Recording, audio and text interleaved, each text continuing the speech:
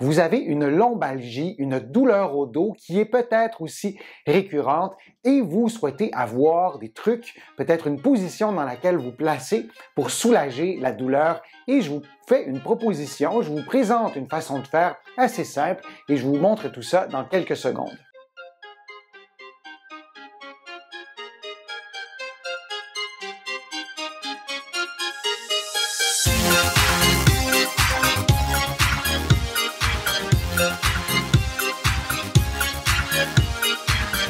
Je suis Denis Fortier. Si vous êtes nouveau ici sur ma chaîne YouTube, je vous conseille de vous abonner en cliquant sur le coin inférieur droit de l'écran. Je vous invite aussi à activer les notifications pour être au fait des nouvelles vidéos que je publie. Je vous invite aussi à visiter mon site web, le www.denisfortier.ca et à vous abonner gratuitement à mon infolettre. Vous êtes déjà des milliers à l'avoir fait. Maintenant, la lombalgie, les douleurs au dos. Comment fait-on pour obtenir un soulagement relativement rapide? Je vous montre une position qui est assez efficace, en fait, chez presque tous les patients.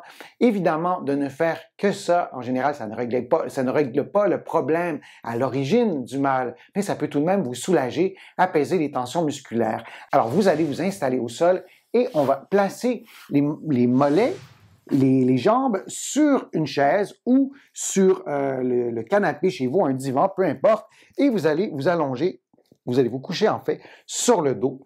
Vous pourriez placer un coussin, un oreiller, mais le but c'est d'avoir un bon alignement articulaire entre la tête, les épaules et le bassin. Si votre tête est placée comme ça, c'est pas une bonne idée, même si vous vous sentez confortable, vous allez surélever votre tête, ce que moi je ne ferai pas parce que je suis confortable comme ça. Et dans cette position-là, c'est la position dans laquelle il y a le moins de pression dans votre dos, dans la région lombaire, et de supporter, de surélever vos jambes, ça nous permet d'obtenir la position de repos. Vous pourriez placer un coussin, un oreiller en dessous des mollets pour, par exemple, surélever un peu plus les mollets si vous êtes plus confortable comme ça, ou peut-être pour un peu plus de confort aussi. Alors, dans la position, parfois, d'adopter cette position-là, c'est suffisant pour soulager. Moi, je vous invite à faire la respiration 360 degrés. Je vous en ai déjà parlé dans une autre vidéo, on va le faire ensemble. Vous placez vos mains sur votre abdomen et vous inspirez en gonflant le ventre. Donc, on inspire.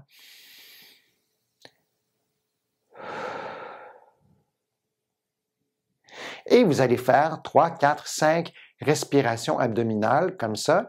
Le diaphragme, qui est le muscle principal de la respiration, s'attache aussi dans le bas de votre dos et de le stimuler, le diaphragme, et de s'oxygéner et de bien respirer. Parfois, ça nous aide à se calmer, à détendre la douleur et apaiser aussi une certaine partie du système nerveux pour pouvoir aussi diminuer la douleur. Alors là, on a fait la respiration abdominale, ce n'est pas la respiration 360 degrés que nous allons faire. La respiration 360 degrés commence par une respiration abdominale, mais ensuite, vous allez aussi augmenter l'amplitude de la cage thoracique et particulièrement la partie inférieure de la cage thoracique. Alors, vous allez inspirer par le ventre. Moi, je ne vais pas mettre mes mains sur le ventre, je vais placer mes mains sur le bas de ma cage thoracique. Donc, vous inspirez par l'abdomen et vous ajoutez le mouvement des côtes, donc l'expansion thoracique, et vous expirez sans pousser l'air au maximum, vous expirez librement. Alors, on refait. Et on veut aller chercher de l'expansion thoracique aussi avec les côtes qui sont derrière, qui sont appuyées sur le plancher, les côtes aussi latérales et les côtes qui sont, la partie des côtes en fait qui est placée aussi devant. Donc, on refait ça une autre fois. On inspire d'abord par l'abdomen, les côtes, et on expire. On inspire. On ajoute les côtes et on expire. Maintenant, si tout ça vous soulage, vous continuez comme ça, il y a des patients qui me disent, lorsque j'expire, j'ai l'impression que si j'expire de façon prolongée, sans rien forcer, sans exagérer non plus, mais tout de même de souffler volontairement un peu plus loin que l'expiration normale, il y a certaines personnes qui sont soulagées aussi. Alors, vous allez expirer, vous allez d'abord inspirer, et expirez. Mais en expirant plus longtemps et lors de l'expiration, vous allez vraiment penser à vos côtes, votre cage thoracique, et au moment de la fermeture de la cage thoracique à l'expiration, vous allez un peu souhaiter de descendre vos côtes. Évidemment, vos côtes ne descendent pas, mais vous vous imaginez que vos côtes descendent vers votre bassin sans provoquer un mouvement de la tête comme ça. On le refait une dernière fois. On inspire, les côtes, et on souffle.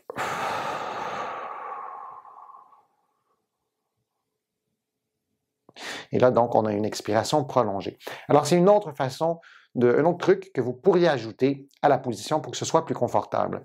Une autre chose que vous pouvez faire aussi, qui est difficile à montrer en vidéo, lorsque vous vous installez au départ, vous pouvez aussi vous assurer que la partie supérieure de votre tronc soit bien allongée. Alors, lorsque vous vous installez, ou après, on va le faire après, vous et moi, vous pourriez le faire aussi tout de suite au début, vous allez placer vos mains sous votre tête et vous allez relever le thorax et vous allez vous assurer que la partie supérieure du tronc, elle est allongée. Et lorsque vous déposez la tête, lorsque vous posez la tête, sans tirer sur votre tête, mais assurez-vous qu'il y a un allongement. C'est un petit mouvement. Peut-être que ça ne se voit même pas à l'écran. Moi, je le sens dans mon corps que je ne suis pas placé comme tout à l'heure. Il y a un peu de tension, mais c'est une tension qui est très confortable. Il n'y a rien de mes propositions qui doivent augmenter la douleur. Si c'est le cas, vous ne les mettez pas en pratique.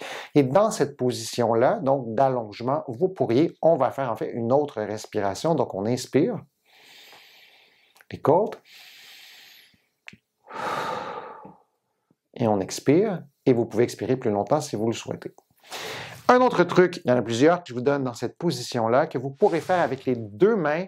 Moi, je vais les faire avec une main parce que je vais me garder l'autre pour vous montrer, vous indiquer où placer, comment faire les choses. Alors, vous allez placer votre poing en dessous, au niveau de la région lombaire, et cette partie-ci de votre poing sera placée, non pas sur votre colonne, parce que ça va être totalement inconfortable, mais sur vos muscles qui sont à côté de la colonne vertébrale. Alors, vous pouvez vous lever comme ça si vous êtes capable, peut-être que vous n'y arriverez pas, et vous placez vos poings, et vous allez, avec les poings, faire un petit mouvement, avec le poing ou les poings, puisque vous allez avoir placé les deux. Vous allez faire un petit mouvement en dessous, c'est-à-dire au niveau des muscles du bas du dos, et vous pourriez déplacer vos poings, et avec les jointures, ça vous permet de vous faire un automassage dans cette position-là. C'est plus difficile à faire couché sur le dos, sur le plancher. Et moi, je vous propose de prendre cette position sur le plancher, sur une surface qui est ferme, évidemment, si ça vous soulage. L'automassage, ce que je viens de vous montrer, se fait beaucoup mieux sur un matelas d'exercice ou même sur votre lit. Vous pourrez aller masser les muscles du bas du dos plus facilement. Par exemple, si vous êtes sur votre matelas, vous pourrez glisser votre main sans avoir à lever les fesses. Mais c'est une autre option de faire un automassage avec les jointures couchées sur le dos. Vous pouvez aller très haut. Si vous êtes dans votre lit, vous pourrez aller jusqu'à la cage thoracique et vous pouvez aller jusqu'au bas du dos. Vous pouvez faire cet automassage, si ça vous fait du bien, pendant quelques minutes, pendant 3, 4, 5 minutes. Alors voilà, ça vous fait plusieurs trucs à mettre en pratique pour vous soulager maintenant, tout de suite. Et si la douleur elle est récurrente, vous pourrez répéter ces trucs. Vous allez probablement trouver que certains sont efficaces, d'autres pour vous ne sont pas efficaces. Alors choisissez ce qui vous convient. Et moi, je vous encourage à les mettre en pratique dès qu'il y a une douleur qui survient pour vous soulager le plus rapidement possible.